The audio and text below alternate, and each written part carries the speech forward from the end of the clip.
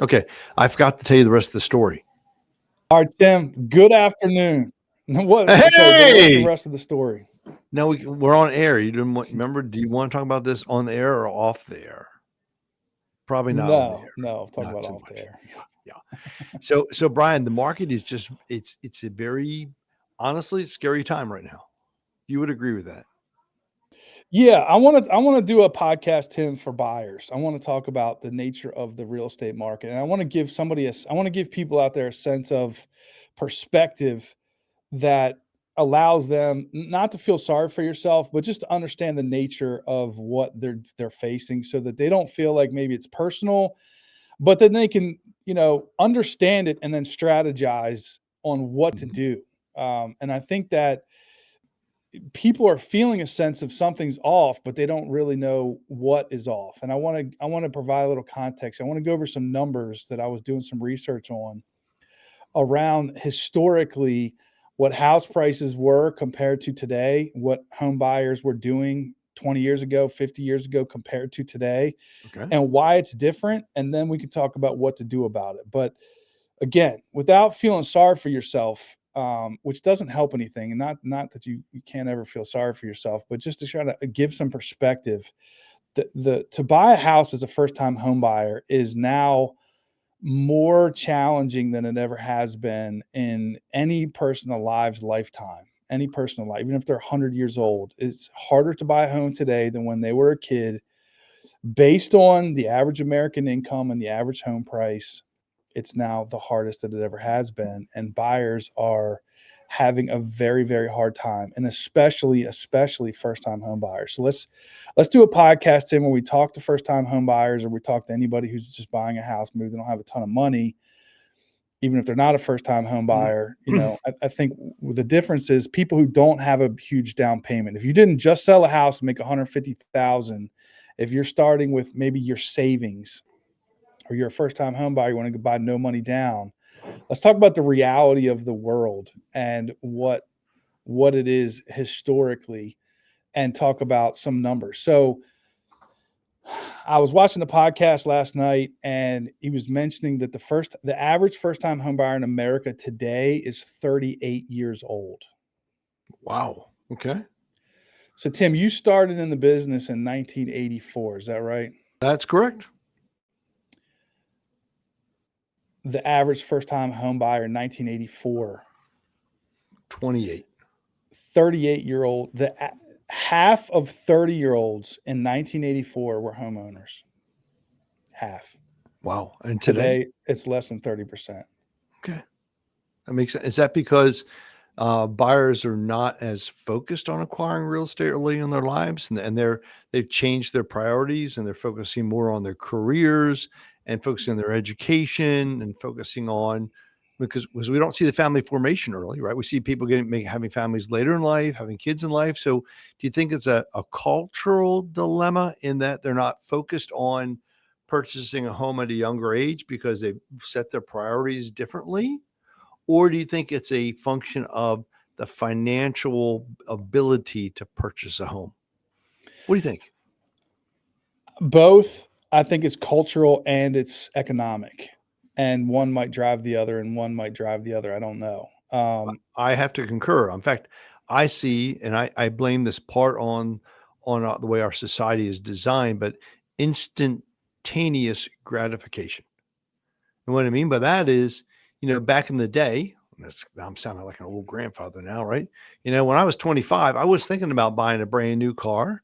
I wasn't thinking about, having the best of the best. I wasn't thinking about having, $300 sneakers. Honestly, I was thinking Mhm. about, okay, I need to grab a pair of shoes from Walmart, and I'm going to buy a previously owned car, and I'm going to save up, and I'm going to buy a house because me and my sweetheart are going to get engaged. We're going to get married, and our goal is to have a couple kids before we're 30. That's Yes, not today, yes, Brian. but Yeah. but if somebody thought the way you did today, if you transferred yourself in time and you were born in 2000 and now you're buying a house today, the average house back then in the 90s was $150,000 after adjusting for inflation. Today, it's the average house is $416,000. We're in the Mid East; it's over $500,000. I do So think it is relative to the location. I mean, to be honest with you, Brian, I can go up to Pennsylvania and buy a house for considerably less money, truthfully. but the income there would be Would be less. I agree. adjusted downwards, Okay, and okay. even as adjusted downwards, it's still the average home in America used to be 3 times the average income for the average household, not individual, the household. Right, okay. It's now 7 times the average income for the average household. That's over double. And I can definitely see that. There's no question about it. I think we've gotta have different priorities and a different focus to purchase your first home. I mean, it's not easy. It really isn't. But remember, it's also supply and demand, Brian. What I Yeah, mean by so that is, if you remember the Mazda Miata that came out, which was that little convertible that came out yeah, in the early 91, 2000s. When was it? 91, Jeez, 91. I don't really age myself now, but the Mazda Miata came out in '91. Okay, and I remember when it first came out, it was relatively inexpensive. Yep. It was in the teens. It was like nuts, like 15,000. And then within 6 months, it was like 30, $40,000. Well, I think housing is in a certain degree the same thing. There just aren't enough houses now, and I got to rephrase this, aren't enough affordable priced homes to accommodate the marketplace. And I think part of that, yes, it's cultural, yes, it's economic, and it is also supply and demand. It's true economics from that Let's perspective. dig into all of it, but Okay, let's start let's with do where it. we started, and we'll talk about the cultural differences. So, people are moving out of their parents' home later in life. They're getting married later in life. They're having children later in life. Is that driven by culture or is it driven by economics?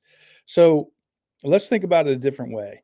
If we were in a time where houses all of a sudden just waved our wand, they cost $250,000, and you were 25 years old and you could afford it, do you think 25-year-olds would buy houses now if they could? And my answer is no. I disagree. I think it's driven from both sides, and I don't know where I don't know if it's a chicken or an egg thing, but I would say that if people could afford to buy houses, they would. I don't think it's just a choice because the economics are keeping them out. I mean, the people do want to be homeowners because I I think it was agree. like 80 I agree. 80% of millennials say they would like to be a homeowner.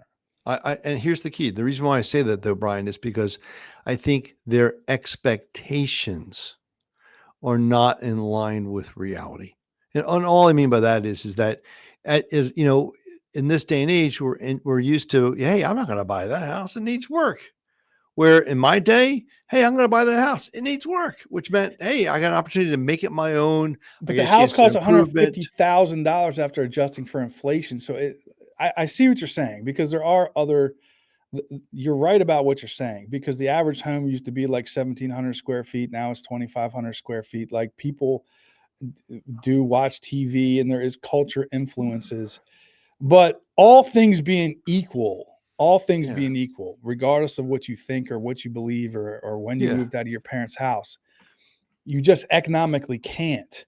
So so I have a daughter who's 21 and she's married and she's a homeowner with her husband.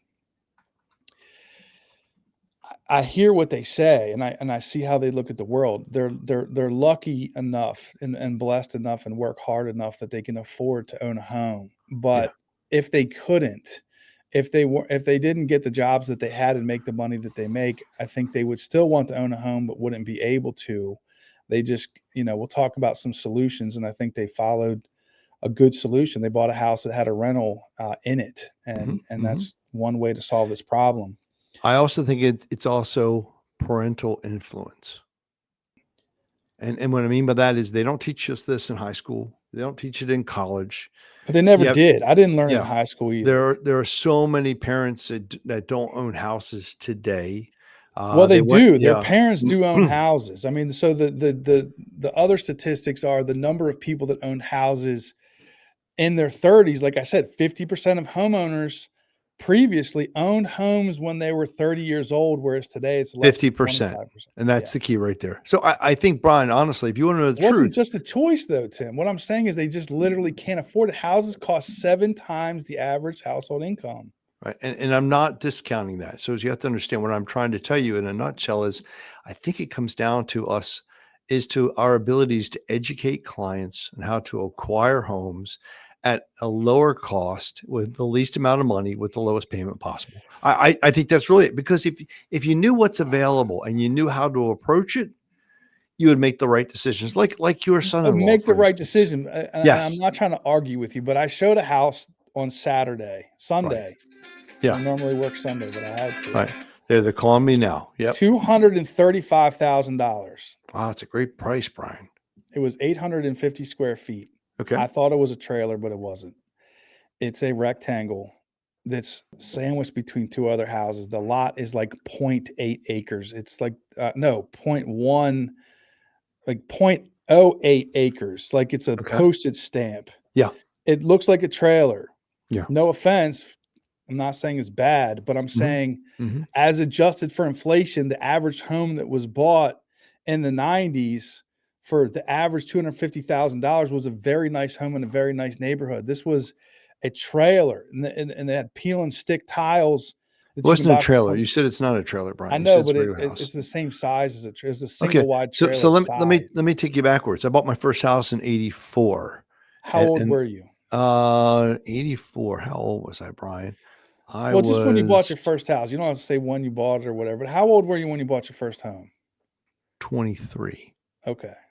I I was was 22. probably I was probably unique, but okay. My first house, Brian, I just looked it up. I was like, oh shoot, okay. My first house was 950 square feet. It was Mhm. a 2-bedroom, 1 So was bath with a mine. kitchen, with a living room, and a Mhm. little tiny mudroom, utility room. That was it. Upstairs was unfinished. It was a Cape Cod. Yeah. I did some expansion later on myself, but I bought that first house in 1984 for I want to say $87,000. Yep. Okay. And my income was $18,567. I still remember what I made income wise. So Yep. I bought a house, by the way, Brian, that you'll like this, was almost 4.5 times my annual salary. Today, the average house is 7 times the Okay. average salary. But mine was 4.5 times my salary. Right. I'm just telling you. I mean, But you wouldn't time's have been able relevant. to afford it if you were living today. If you adjusted your income for inflation, you wouldn't even be able to buy that house today, is my point. Except, and here's what I want to tell you, I was so driven to own my own home because my grandmother, God rest her soul, said to me, "You need to buy a house. That's the most important thing. I don't care what you do whatever you got to do." And so, what did I do? I worked 3 jobs for a whole year. I sold everything I owned. I mean, everything I owned to buy my first house. Yeah. And so I don't think our culture teaches that to our clients anymore. I don't think they give them that kind of guidance. I think we need to reinstill, reinvigorate, redrive, recreate that dream to say, look, yeah, okay, homes are expensive. Is there anything you can do about it? No. They're at 7 times. Okay, I got it. I'm with you. Average age is 38. Let's beat them. Okay. Is it expensive to own? Yes. Okay. What are you going to do? You're going to rent a couple rooms out. You're going to buy a house with a rental unit. Yeah, let's talk about the options. But let's talk about the At the end. dream. I hate is a bad word. I don't like to focus so much on the negativity It's not as negative, Tim. It's just we need to understand. We need to give people a sense of reality. And they need to understand again, let's go back 200 years, okay? Let's give a little bit different perspective. 200 years ago, people lived in houses that had dirt floors. Multi families living in the same house, you lived lived in in. a nice place in 200 I'm years just ago, saying, man. Oh 200 yeah. years ago, life was terrible. There was no air conditioning, there was no heat, there was no microwaves, there was no hot water, there was no indoor plumbing. Like life was horrible. We can agree that life is better. So again, Tremendously. I'm not saying Tremendously. we should feel sorry for ourselves. What I'm Okay, good. saying is generationally, the first time in 100 years, this generation is going to do worse financially than the previous generation. And I'm not trying to create this But division you between the classes. previous generation. Now you go back previous generation to that, they're much better off than they are today. But they were much better off then than the generations are now. What I'm saying is people are I door concur. dashing and they're delivering food and they're driving Ubers and they're doing the gig economies and they're doing whatever they need to do to put food on the table. But even then, they can't catch up because the way the the economy is stacked against them. Okay. Okay. Now, I'll agree with you. let's just say it is what it is, and let's say you have to deal with it. But let's just go over a couple. We went over like the reality of the numbers. Let's talk a little bit about how we got here. Okay. So after the 2008 crash, builders stopped building houses for 10 years, and we now have a shortage of $3 to $5 million homes in America. So it's just, But like you said, define it's what price range we're missing, Brian. just houses, just the number of houses. Okay. And you Okay. could say affordable houses. We'll say like $400,000 houses. Okay. Do you know of any builders? And I do know of one. I found one 2 weeks ago. Building houses. Is it a nationwide, or is it in Maryland? We're talking about Maryland. Do you know of any besides the ones in White Plains that I know you're aware of? Besides those, or do you know of any builders in Anne Arundel, Calvert, Prince George's, St. Mary's County that are building $400,000 houses? No, I do not. Yeah, there's one. There's one in Charles County that I know. They're in the fours, not. Okay. No, you said 400,000 in the fours. Yeah, you're going to get a townhouse for brand new. Yeah. Townhouse. But Brian, I want to give you a perspective. Why are we talking brand new again? I mean, no, okay, but to the point, you just have to, from the supply and demand, you have to build houses for people because the population is increasing. So what happens is if you don't have enough of something, then the demand increases. So you use like a city as an example. I was listening to a thing the other day. A guy was talking about in London or in England, around the London area suburbs, people are paying like $1 million for a house that a guy who used to deliver mail for the post office built. When the house was built, it was built for a guy who delivered mail at the post office. Now it's $1 million. You know, you have to be well-to-do to live in that same exact house. Like, that's the reality of some people's situation and comparing to what people used to buy versus today. So yes, you do have to buy a used house, most likely, if you're a first-time home buyer. We agree on that. But let's just kind of go back to how we got here. So they stopped building houses, affordable houses, or just houses in general. Like, I don't know of any new construction around here. So that just creates a supply and demand. That's ultimately what sets the price on things, is supply and demand. Right. Then you have the golden handcuffs. Well, you wanted to talk about what that is? You know the term? Golden handcuffs, Brian? Yeah, you haven't heard that before? Never. Okay. So golden handcuffs are the people that have the 3% interest rates that refuse to sell their house because in order to buy another one, let's say, for instance, we had another kid, 2 kids, and their house is too small, and the kids, you know, boys and girls sleeping in different bedrooms, and they're getting older, and we need more room, and the backyard's too small. We want a bigger house. We have a 3% interest rate. Today's rates are 6.5%, and a bigger house costs more. Right. So we sell our house, we make some money, but then the interest rate then makes the mortgage so much higher to step up that they refuse to sell their house. So it's the golden handcuffs. I would never heard it called golden handcuffs. I've heard it called locked in. Locked in. Okay. Yeah, Whatever you locked want in. to I've call heard it. that all the time. Like, I'm locked in at 2.5%. If I move, I'm going to be doing this. And I'm like, okay, I get it. There's no problem. Yeah. It's all in perspective. Yeah. Yes. So that's another major factor in the housing market, is people who are refusing to sell their houses that are holding on to these interest rates. Or they're turning them into rentals. Well, there's another factor in the housing market. Is it 1 in 7 houses bought in 2023 were purchased by institutional investors? In the 80s and 90s, it was under 5%. It was negligible. It was like not even registering on the radar. People never talked about it. I've never even heard this term. 16% are buying houses, really? Yeah. 1 in 7 houses are purchased to institutional investors. So now you have the BlackRocks and the Vanguards purchasing single-family houses and then renting them back to people. It's driving the prices up, and it's also lowering the supply and demand ratio because they're taking houses off the market that people could be buying as single-family houses for their families, and they're turning them into rentals. They're competing against them, making it harder for people to get into houses. Done. Wow. It's another cause of the issue. Okay. The other cause of the issue is the weakening of the dollar. So we could talk about all the money that was printed And essentially what they did was they Mhm, borrowed mhm. against the future, and it lowered the value of a dollar. It doesn't stretch as far as kind of the term that people use.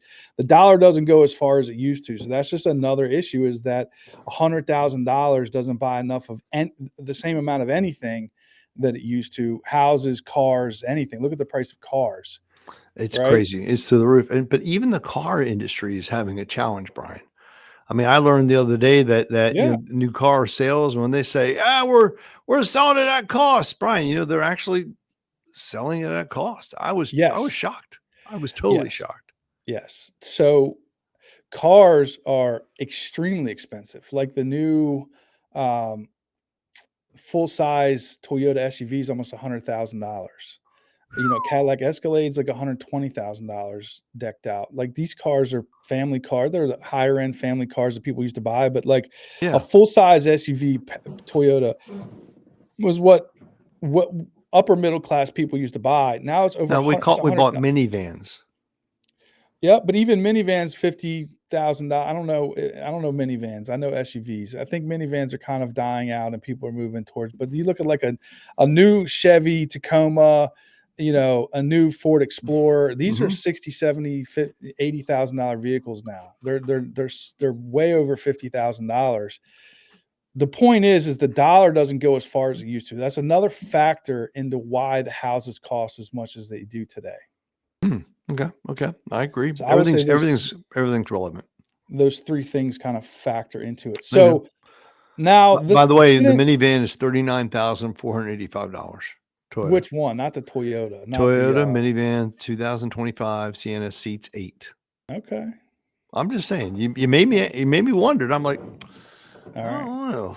Again, instantaneous, that's what they But still want. $40,000. Okay. I mean, and then when you factor in the payments and stuff, it's a legitimate amount of money. Agreed. The average income, family income is $80,000. So the car cost half of your family income for the year. That's You pay it probably a off in a number. year, yeah, but who pays for a car in a That's year? pre-tax, Tim. That's $80,000 pre-tax. True that. True that. I Yeah. agree. I agree. Okay. All right, so let's talk about what you want to talk about, which is the solutions to the problems. What do we Well, do? What do we here's do? how I look at things, and I think we're taking things from the wrong perspective. Okay, everybody is so focused on and driven on how do I save money on my payment, they overlook the obvious. And you nailed it right there. The obvious is a purchase is not just a house payment, but it's your total economic output. In other words, we need to look at the house, we need to look at the cars, we look at the credit cards, we look at installment debt. We need to look at everything because you and I both know putting $10,000 down saves you $60 maybe in the payment, Yeah. put $20,000 down, pay 120. So we need to change the way that we look at housing. We need to recognize that a house is it's a place to live. B, it's stable income, it's a stable mortgage debt or housing debt. C, it's an opportunity to create passive income, whether it's rent a room out, rent the house out for Airbnb, etc. Right? All right, so let's Hmm. expand on that a little bit. So what you're saying is we need to not look at houses only as economic decisions.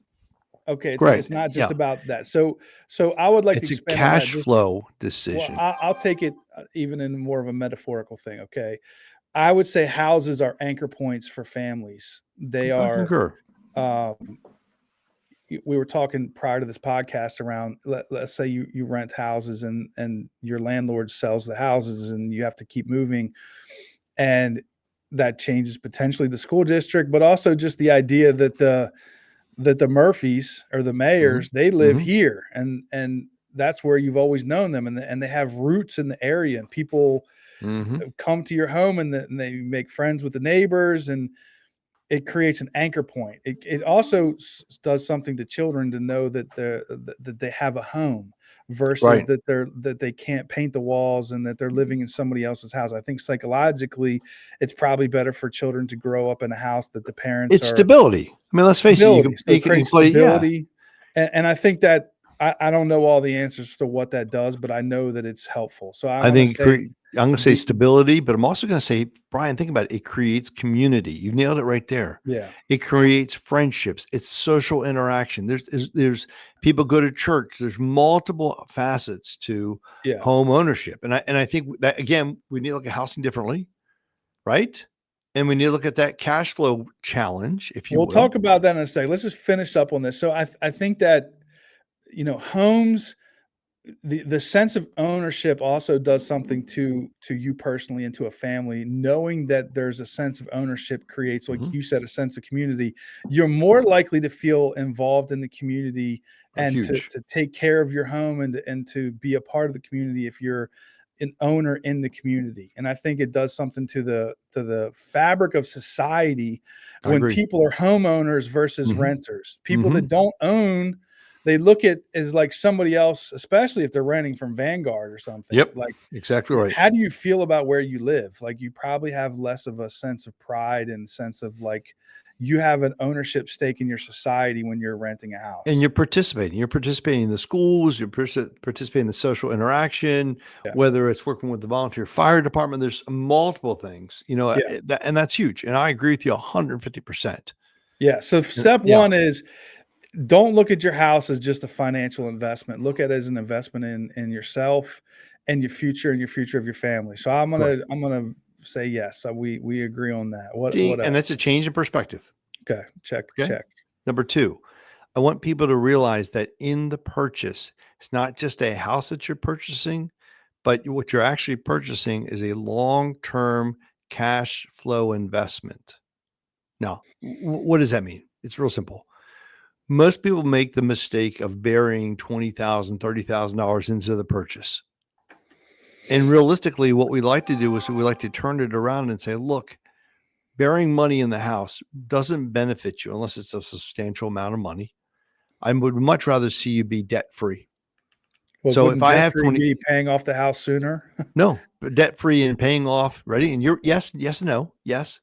Debt free and paying off the vehicle loans, the credit cards at 36%, the installment loans, the crazy temporary loans that everybody gets. I mean, people get a loan to get DoorDash. What the heck is that, right? I mean, think about it.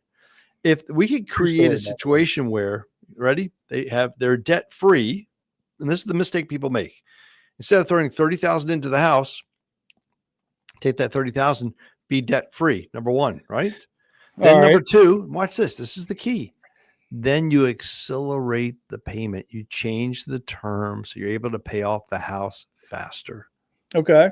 Okay. So where you're paying your payments has different implications. If you're paying off credit cards, the minimum payments are paying a little bit towards the principal.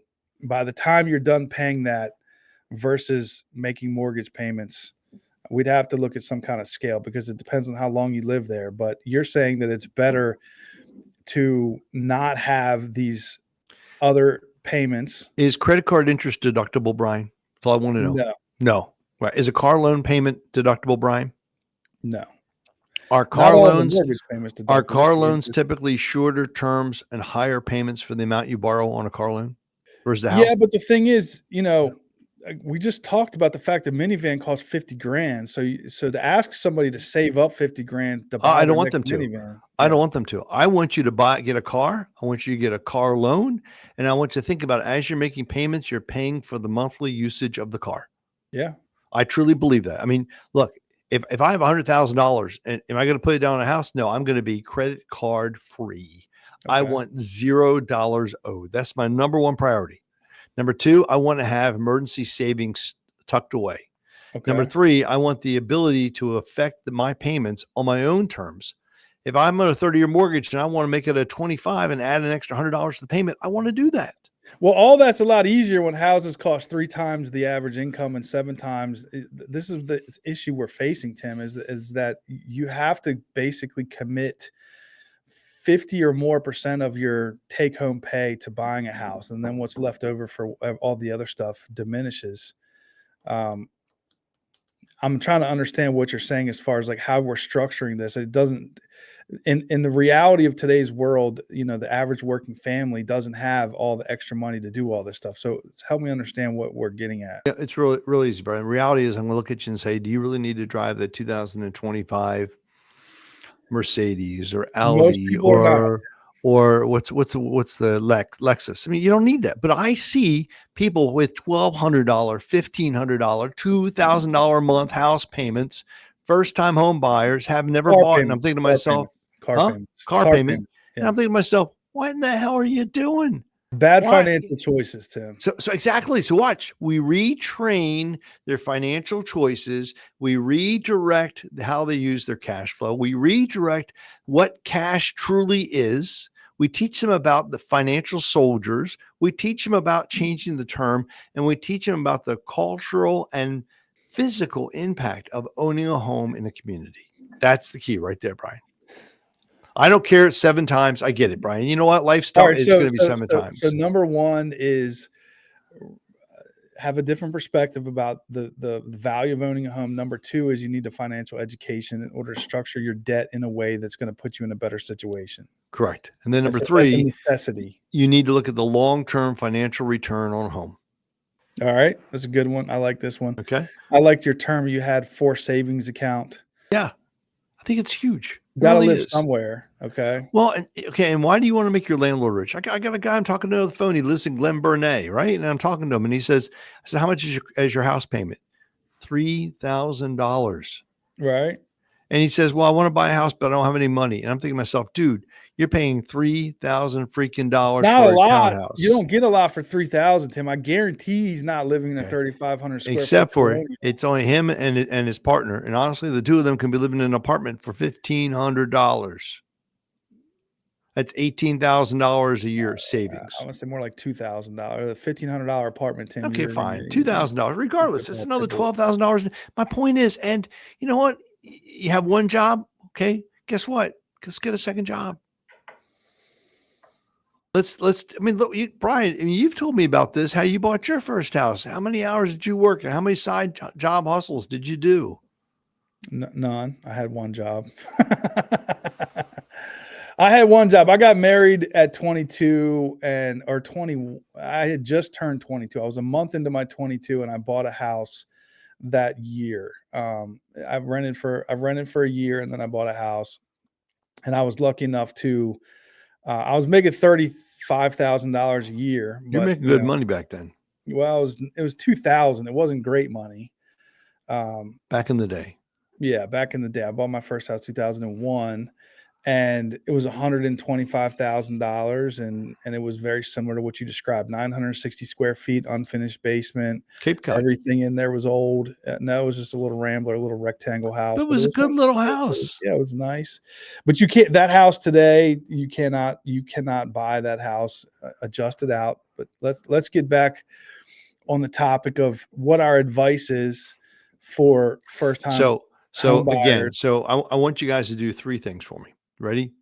When you're thinking about it and when you have cash, I want you to ask the first question is, what are my 100% financing options? What kind of down payment assistance is available? Are there any grants? How can I get a home for the least amount of money? I know you got 30,000 in the bank, but I don't want to think about it from that perspective.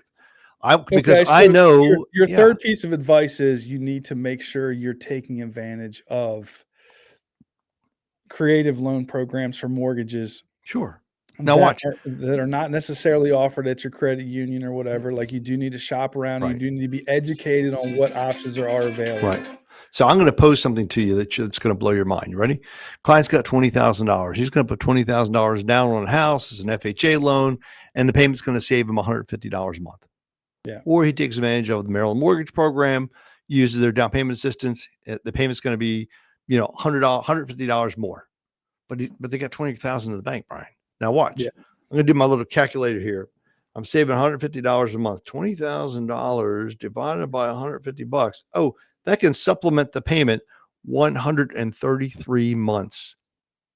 That's called 11 years, 1 month, and 10 days. So in other words, I can put no money down, tap into my little savings when I need it to help my mortgage payment, allow that savings to grow because of interest, compound interest, right? Had the little nest egg for the God forbid if the shit hits the fan, right? That's my point. Yeah. Why would I put 100 why would I put $20,000 down, save $150 when I know for a fact instead I can supplement my payment for the next 11 years? Do you see the different perspective? We do not teach that to our clients. Yeah. Yeah. Yeah. That was one of the things we discussed was having a financial education on some different ways to structure things around that are not just simple pay your payments on time and buy a house, get a car sort of. Right. Right. Just understanding a little bit more about money, and I think that you got to educate yourself, and you also have to lean into people that are do this for a living, like someone like Tim. All right, so let's say that we're committed to this whole thing. Another thing that I want to just add real quick, Tim, is this idea of committing to this decision from the perspective of you lock in your let's call it a ridiculously high payment now, and understanding a couple things. First of all, you're likely to make more money in the next 5 years, and this payment will not be as a percentage of your income as high as it is now. Let's say it's 50% Concur. of your income now. Let's assume that you're going to make $20,000 a year more in 5 years, or $50,000 a year more in 5 years. And then it'll end up being 30% of your income, and then 20% of your income, and then 10% of your income.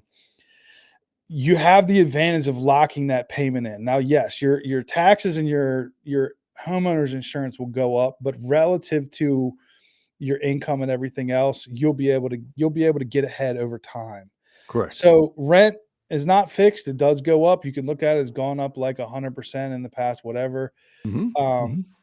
if you lock in a payment, even if it's an unbearable payment, you will be able to eventually make more money, likely, if your income scales with the rest of the country, and then that will become something where you'll eventually get ahead of it, and you'll probably be thankful that you did. And Mm-hmm. then Mm-hmm. you talked about forced savings. At the end of 10, 15, 20, 30 years, you will now have an enormous amount of equity that Correct. you can leverage into your retirement or into your next house or into whatever. Now I'm going to pose another thought to you, Brian. You ready for this one? And this is something that we don't think about from the perspective of home ownership. The other mistake that we make is we buy the house too late in our lives. Now, what do I mean by I that? just said the average first-time homebuyer is 38. Yeah. You're So 68 by the time you've paid that off. You're right. basically on wealth. What do you call it? Social Security right around the corner. Well, not only that, Brian, but here's the thing. Ready? We buy our houses when we're younger because our financial needs are less. We don't have kids. Okay. Number one, we have light careers, which means we have more flexibility on income earnings and potential. Number two, we don't have the time commitments at that point. Number three. Okay. And then number four, more importantly, we have more energy. So why do I tell you this? Because if I've got somebody who's 30 years old and they're hustling, they're like, you know what?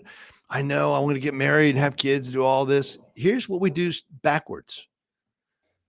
Have our kids, we get married, we buy a house. Mhm. That's the hardest thing to ever do because by that time, you've got financial responsibilities. You got kids. I got diapers, baby. I got formula. I got a beautiful bride. I got two kids. They're going to school. It's insane. Or we buy that house first. We don't have as many financial needs. Okay. We begin to build upon the rock. Right. And from that Yeah. rock, we build from that standpoint. And I think going back, that's part of that perspective, Brian. Let's buy at a younger age. Yeah, I know what life is rough and I know it's 7 times and I get all this, but you know what? They don't understand. They're making some poor choices by deferring the purchase and not recognizing the longer term benefit by buying earlier. And more importantly, we didn't even talk about this. They can refinance down the road. Potentially.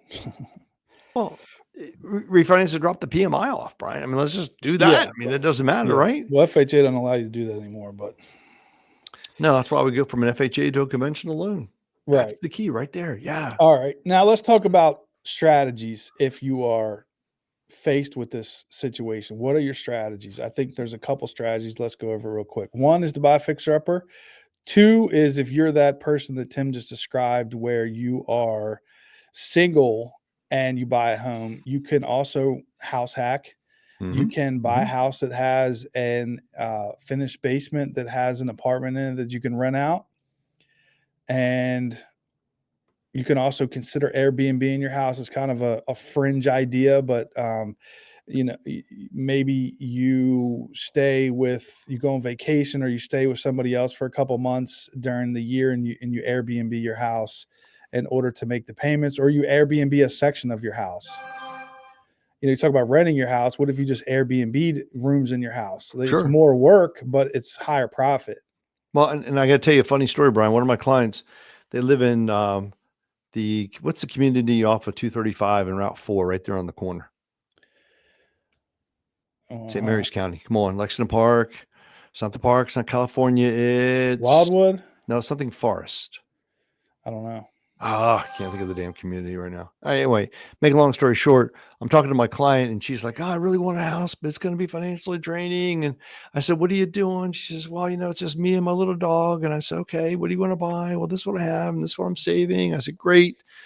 So she saved pretty amazingly about $30,000 over about 9 months. And she did it by buying a trailer, and she lived over at Piney Point in the park over there. Okay. All right. At the state park where she lived. So we got her, she saved this money, and she's looking around, and we found this really neat little house, and it's over in that community on the corner. Right. And so that we found the house. It's perfect. It's a split foyer. I'm like, oh, this is great. And we talked about rental opportunities, the whole 9 yards. What did she do, Brian? She moved ready for this one, her trailer onto her property. Okay. And then she rented out upstairs and the downstairs.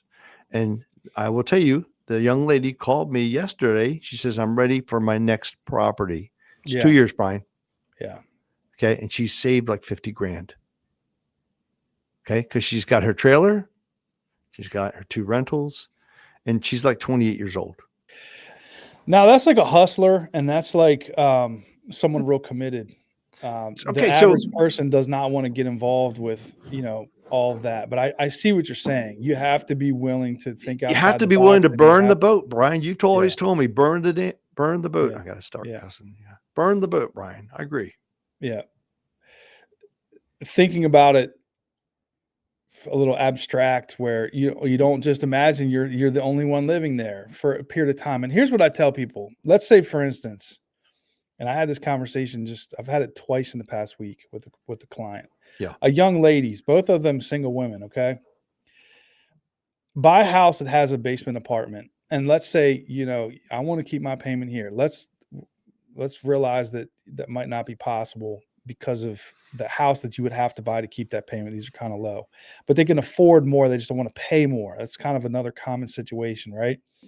Let's say you want to keep your payment at 2, but what kind of house can you get for 2, Tim? Just throw it out there. $2,000, about Yeah. 250 grand. Probably a little less than that, but 250 grand. What kind of house do you get for 250 grand? You get a little tiny, either get a condo in 865 square Wildwood, feet. Yeah. or you get a nice little townhouse in the park. You might find a really small little house in the Ranch Club or White Sands. Probably won't. White Sands? Nope. What about was it Long Beach? What's the Not that beach over doesn't there smell in like Calvert? dog urine. No, you can't. It's not. You know Those are what? gone. A little 300,000 paint, at the bottom. new All right, carpet. let's look at another way. Let's say you go all the way up to 400,000. Okay. $3,200. All right, now you're $1,200 over your payment. You're like, I don't want to pay $3,200. Okay. So you rent 2 rooms out, You Brian. rent the basement out for $1,500 a month. And now what are you paying, Brian? Okay, $1,700. Damn Yeah, right. see how fast There I you did the go. math. You Now should you're be a paying lender, Brian. $1,700 a month. You're paying $300 under. Now, okay, what's the difference between the two? $1,500 a month. What is that annually?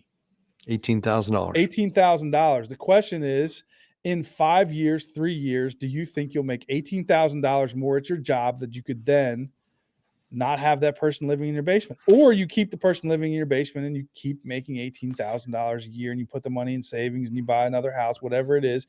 Depends on how you want to do it. But Brian, what's 18,000 times 5? Oh, calculator. $90,000. $90,000. Look at that, Score. Let's go. That's my point. But so, Brian, we just changed the whole perspective. We're buying a little Yes. earlier. We're recognizing that it's not just a house for me. It's an investment. There are long-term opportunities. We Yeah. do it the right way. We buy a house first, then we get married, then we have kids. What are we missing? We're missing the whole picture and teaching our community how to be not Well, only you just have, like financially you said, you strong. do have to adjust your expectations, all right? Because You do. people do not expect to want to have to do this. They're like, I don't want to have to. Okay. But let's just say you might have to. Here's another option. You buy a fixer upper. Sure. Okay. Sure. And you're going to have to be creative on how you're going to deal with this. You're not going to go on Angie's List and hire, No. company A to come in and charge You're you going to Brian's $40,000 to do list. your Yeah. kitchen. You call me, I got a guy, whatever. And there's ways that you can finance some repairs Right. up front. There's also ways you just buy a house that you get the minimum, and maybe the carpets are ratty and they smell, right? It doesn't Steam clean matter. the carpets, you deal with it for a while, you save up $3,000, you get all laminate floors put in.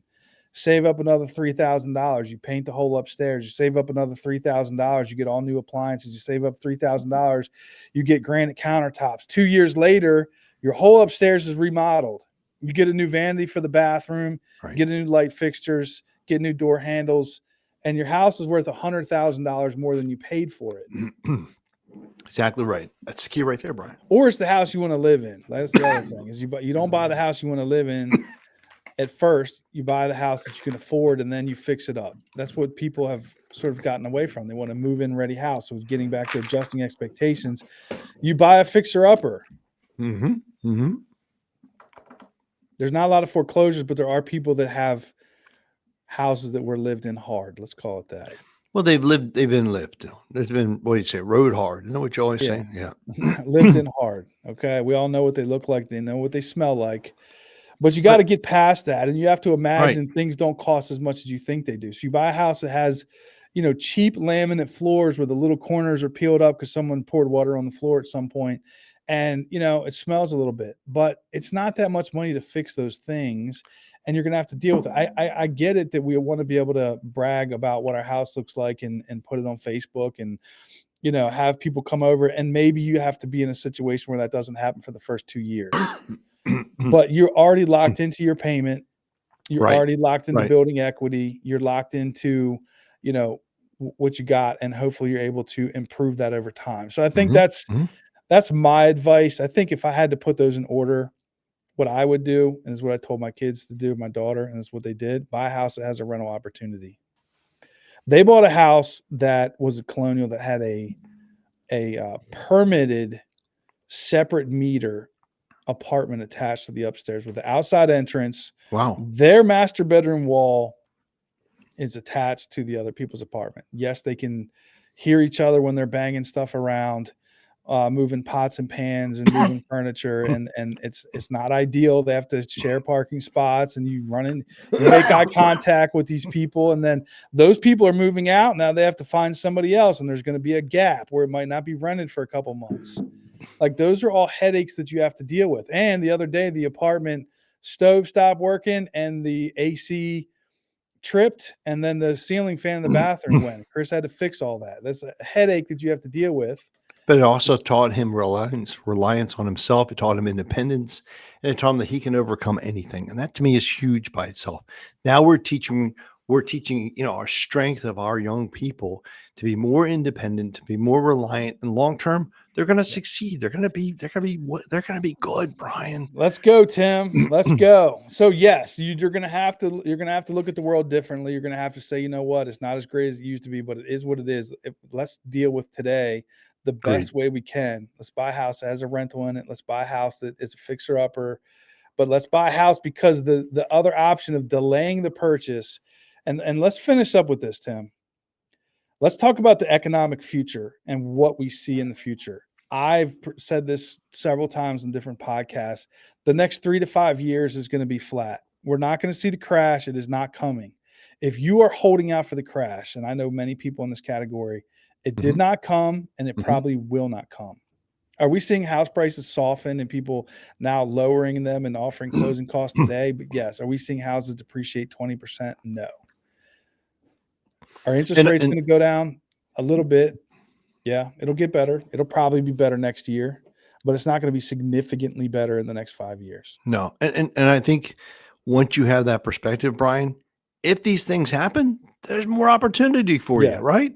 Yeah. But at the same token, it's like, why should you be like the mass, waiting for the drop in the rates or the drop in the values? Because here's the thing, guys, when the rates drop to 4.5%, guess what's going to happen? What are prices going to do? True story. And so with that being the case, guys, you got to put those glasses back on, have a different perspective, and then ride the wave, man. You really Yeah. do. Yep. So will tomorrow be better than today? Maybe, maybe not. Probably a little bit better, but not significantly better. It's probably going to be about the same. So don't try to time the market.